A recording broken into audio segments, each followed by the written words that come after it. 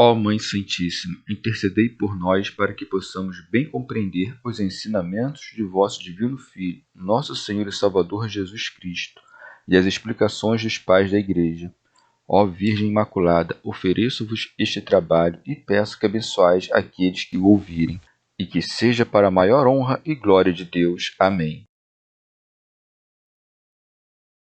Senhor onipotente, purificai o meu coração e os meus lábios. Vós, que purificastes os lábios do profeta Isaías com carvão em brasa, e dignai-vos, por tal modo, purificar-me com a vossa misericórdia, para que possa dignamente anunciar o vosso santo Evangelho. Por Jesus Cristo nosso Senhor. Amém. Senhor, abençoai-me. Que o Senhor resida no meu coração e nos meus lábios, para que anuncie digna e convenientemente o seu Evangelho. Amém. Evangelho de Nosso Senhor Jesus Cristo, segundo São Marcos. A tempestade acalmada. E disse-lhes Jesus naquele dia ao cair da tarde: Passemos para outra margem. Deixando a multidão, eles o levaram, do modo como estava, no barco, e com ele havia outros barcos. Sobreveio então uma tempestade de vento, e as ondas se jogaram para dentro do barco, e o barco já estava se enchendo. Ele estava na popa, dormindo sobre o travesseiro. Eles o acordam e dizem: Mestre, não te importa que pereçamos? Levantando-se, conjurou severamente o vento e disse ao mar: Silêncio, quieto! Logo o vento serenou e houve grande bonança. Depois perguntou: Por que tendes medo? Ainda não tendes fé? Então ficaram com muito medo e diziam uns aos outros: Quem é este a quem até o vento e o mar obedecem? Comentários dos Pais da Igreja. Pseudo-Jerônimo. Depois do ensinamento, em seguida vieram para o mar e foram agitados pelas ondas. Por isso se diz: E disse-lhes Jesus naquele dia, ao cair da tarde: Passemos para outra margem. Remígio de Auxerre. Lemos que o Senhor tinha 3 refúgios: a barca, o monte e o deserto. Todas as vezes em que era comprimido pelas turbas, refugiava-se em algum destes. Tendo, pois, visto o Senhor grandes turbas ao redor de si e querendo, como homem, evitar sua impertinência, ordena aos seus discípulos que atravessem o mar. Segue-se. Deixando a multidão, eles o levaram do modo como estava no barco. São João Crisóstomo. O Senhor certamente tomou consigo os discípulos para que vissem os futuros milagres, mas tomou-os sozinho, para que outros não soubessem que eles tinham tão pequena fé. Por isso, para mostrar que outros atravessavam o mar separadamente, acrescenta: E com ele havia outros barcos. E, para que os discípulos não se ensoberbecessem por tê-los levado sozinhos, permitiu que corressem um risco, e também para que, com isso, aprendessem a suportar as tentações com virilidade. Daí se segue: Sobreveio então uma tempestade de vento. Para neles gravar o maior sentimento do milagre que realizaria, deu, ao dormir, ocasião ao temor. Por isso se segue: Jesus estava dormindo na popa, sobre um travesseiro. Se, pois, estivesse acordado, ou não teriam tido medo, nem lhe teriam dirigido súplicas quando se ergueu às tormentas, ou não teriam pensado que ele pudesse fazer algo assim. Teofilacto Diócrida. Deixou, pois, que caíssem no temor do perigo, para que aqueles que viam outros tendo sido beneficiados por ele conhecessem seu poder neles mesmos. Dormia, no entanto, num travesseiro do navio, isto é, de madeira. São João Crisóstomo. Fez isso dando a conhecer sua humildade, e com isso ensinou uma grande sabedoria, pois os discípulos que viviam ao seu redor ainda não conheciam sua glória, e certamente acreditavam que, levantando-se, ele poderia dar ordens aos ventos, mas que pudesse fazê-lo estando dormindo, não criam de modo algum. Por isso se segue: eles o acordam e dizem: Mestre, não te importa que pereçamos? Teofilacto Diócrida. Mas, erguendo-se ele, primeiro ameaçou o vento, que causava a tempestade, e as ondas do mar. E isto é o que se acrescenta. Levantando-se, conjurou severamente o vento e disse ao mar: Silêncio! Quieto! Comentários de São Tomás de Aquino em forma de glosa.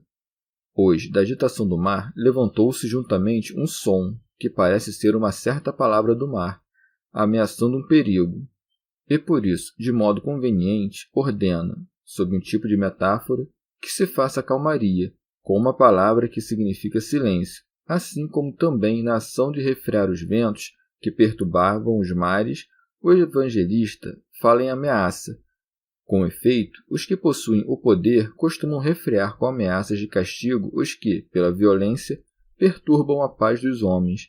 Por isso, dá-se a compreender que, assim como algum rei pode, pela ameaça, conter os homens violentos e com seus éditos apaziguar os murmúrios do povo submetido, também Cristo, sendo o rei de todas as criaturas, coibiu, pela sua ameaça, a violência dos ventos, e impôs o silêncio ao mar, e imediatamente seguiu-se o efeito.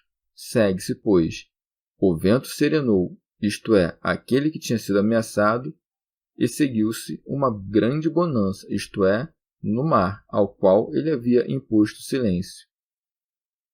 Teofracto Diócrida. Ele também ameaçou os discípulos, como quem não tem fé. Segue-se, pois. Depois perguntou: Por que tendes medo? Ainda não tendes fé?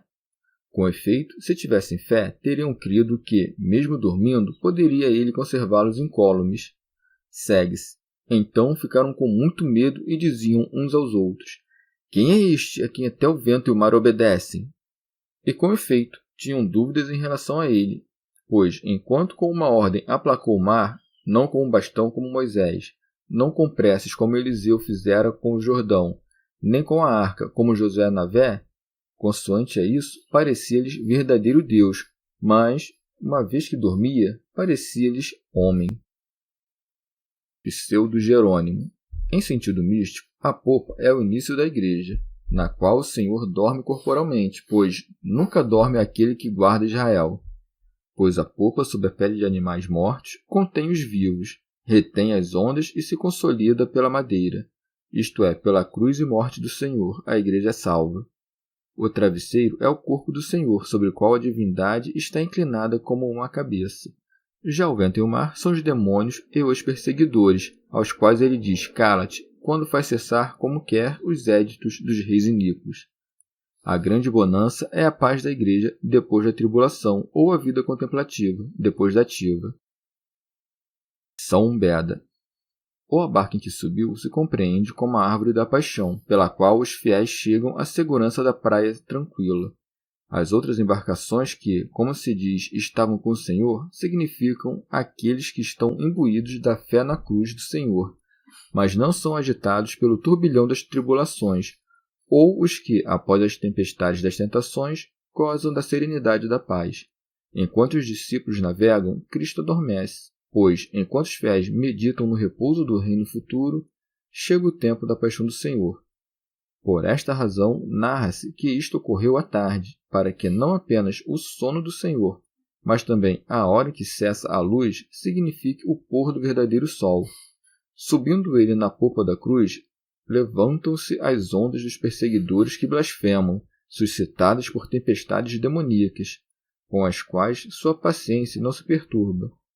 Mas a fraqueza dos discípulos é violentamente sacudida. Os discípulos acordam o Senhor, pois aqueles que tinham visto sua morte desejavam com as maiores súplicas a ressurreição. Levantando-se, ameaçou ele o vento, pois, uma vez divulgada a ressurreição, deitou por terra a soberba do diabo. Ordenou que o mar se calasse, pois, ressuscitando, destruiu a raiva dos judeus. Já os discípulos são repreendidos, pois, após a ressurreição, censurou a incredulidade deles. E também nós, quando marcados com o sinal da cruz do Senhor, decidimos abandonar este mundo, subimos na barca com Jesus e esforçamo-nos por atravessar o mar. Mas, enquanto navegamos, ele adormece entre os rugidos do mar, quando, em meio à prática de nossas virtudes, ou entre os espíritos imundos, os homens perversos, ou entre os assaltos de nossos próprios pensamentos, a chama do amor arrefece. Mas, entre tempestades deste tipo, acordemo-lo imediatamente, e logo ele fará cessar a tempestade, derramará tranquilidade e concederá o porto da salvação.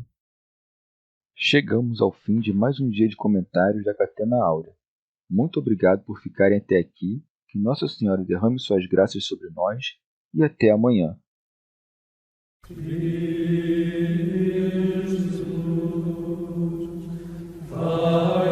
Jesus,